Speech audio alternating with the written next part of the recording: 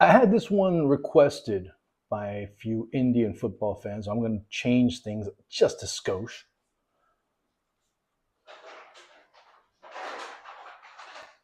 You've lost 6 out of your last 8. Your last win wasn't until November. If I want to expand it a bit more, you've only won 2 out of your last 13. So how the hell do you think you're going to qualify for a World Cup with that type of record? As much as you want to talk about how we were robbed, I understand. I mean, there is a sense. I have a single bone of empathy in my body, but you can't be so innocent. You can't be such a virgin from a football standpoint that you think that you're getting robbed because of one play, and you think you're getting kicked out of a World Cup because of one game. You can't be so innocent or so short-minded, or being or have such a mentality of the now and not looking at the grand scheme of things to say, no, we didn't deserve to qualify for a World Cup. 5 points, 6 points, let's say, 7 points. In this case, 7 would have been enough. Maybe at one point, 6 would have been enough. But you can't tell me with that type of form, that type of record, that type of play, because I didn't see a team that was better compared to the Asian Cup just a few months ago. A team that was just hoofing and hoping, getting it deep, sending it as far as they could, defending with life and limb every single play. Today we didn't see that because obviously they didn't play against a Qatar A side. They played against a Qatar B/C side, which still was able to do certain things. Now, credit being given, the onus had to be on India. The onus was on them, and the onus had to be on them. If you want to qualify for a World Cup, you have to take moments where you are the protagonist. But how do you play when you're a protagonist? Well, that's something you have to get accustomed to. And you're not.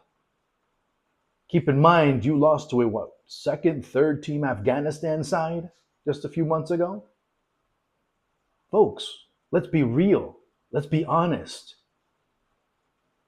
The whole process hasn't worked out. Maybe it's taken a step forward, but also a step to the side. It hasn't gone anywhere. It's stagnated. And at times, stagnation in football is pretty much the same as saying you took a step back. Why? Because you see many taking a step forward. So not taking a step is the equivalent to taking a step back. And those that do end up taking a step back, it ends up just being like this 3D action where, the CGI where you see them just go back. That's how modern football is. If you're not progressing, you're going backward. There's no other way to say it. I didn't see anything that blew my mind in terms of how India played today. They've had to play that way. Don't give the players such a low bar that it's easy to jump over. Well, that's it. No. I've seen that over the past few days and how fans get happy. Well, we lost, but we lost well. Or no, we were able to make passes. We were able to get there. We were able to. I mean, it was funny because I forgot who mentioned it. Said, "Oh, India deserves a national holiday tomorrow because they scored on the run of play." That tells you everything. That tells you everything you need to know. Everything leading up to this moment is the cause that they're no longer playing in the World Cup qualifiers. So let's not get things twisted. Did the ball go out of bounds? I don't think so. I think there was still about one panel left. But that's just me trying to stir shit up. Okay, it went out. And if you look at the replay, the assistant referee, regardless of where he would have been, wouldn't have been able to see it. The referee wouldn't have been. There was just too many. First, the goal's in front.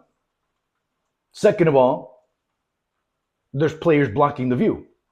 So how do you see that? Second of all, on the other end, the referee can't see it because their body's also blocking them.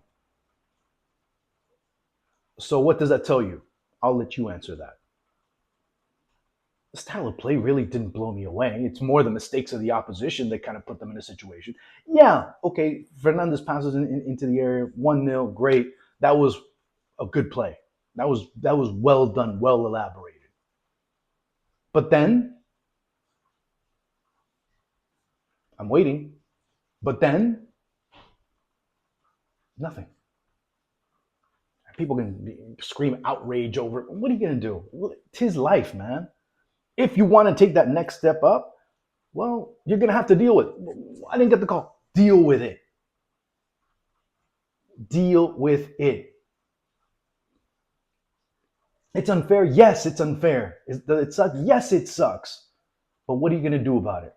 Okay, you got a call against you. Oh, teams build on adversity. And now, if it happened to my team, I'd be upset too. I would be saying, but they have to get back up. There's no excuse. You just can't stay down and just can't, well, whatever. That was life. That gave Qatar new life. That gave them the possibility of going forward. Eventually, of course, the 2-1. After that, that's it. India came into this match with everything to lose. That's why they had to go for the game. Not only that, they had destiny in their hands. It depended on them and only them. They had to win. They couldn't. If they won today, it wouldn't matter. This conversation wouldn't even be happening. And as far as the coaching, Igor Stimac, this is as far as he was going to take the team anyway, because he hasn't shown anything. Now, has he not shown anything, or this is basically all he can show? Those are two different questions that need to be analyzed in the grand scheme of things over the next few months in Indian football. Is this all that Igor Stimac had, or was this all Igor Stimac could do? And one has to do a lot with the other. If you don't have a team that can play out of the back, you can't play out of the back. If you can't have a team that can string together 20 passes, well, you got to be vertical.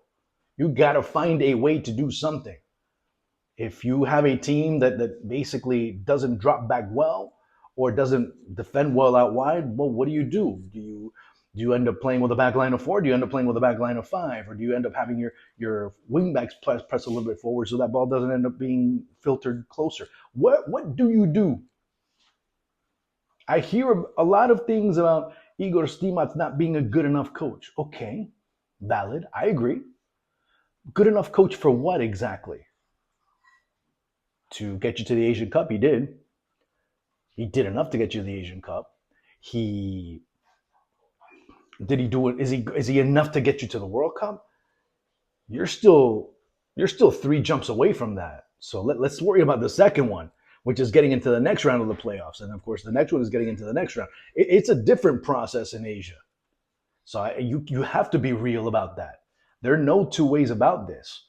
If you can't get out of this one, you can't think about coming to the U.S. in 2026. You can't think about going to Spain and Portugal and Morocco in 2030. You sure as hell can't think about 2034 in Saudi Arabia. So let's take things one step at a time here. Well, the objective is to get to the next round. Then the cards will fall where they may. And then, of course, same would be said if that next leap is made. And of course, that final leap, which is the Asian. Asia is a tough place to get out of. I can tell you that. It'll be interesting. Who's going to be the next coach? That's the next question. Now, what are you looking for in the next coach? But then you also have to start asking, no more Sunil Chetri. So, what are you looking for in the next player? Surely not the innocence that we saw today. Surely not the naivete that was shown through many cycles. Surely not the lack of options in terms of play. Surely not in practice playing well and all of a sudden during games you end up just hanging on to the crossbar. You're still in Indian football about 2 notches, maybe 3 notches away from considering yourself close to getting to a World Cup. So that's basically all I can say. I'm going to keep this one short. Guys, it's been a pleasure. Let me know if there's anything you else want to talk about. it'll be a pleasure to do so as we start Copa America. We'll do some Euro, but we'll do mostly Copa America, as of course, in this end of the world, we're more focused on what is going on here in the United States during the next couple of weeks. So I'll talk to you later. Ciao.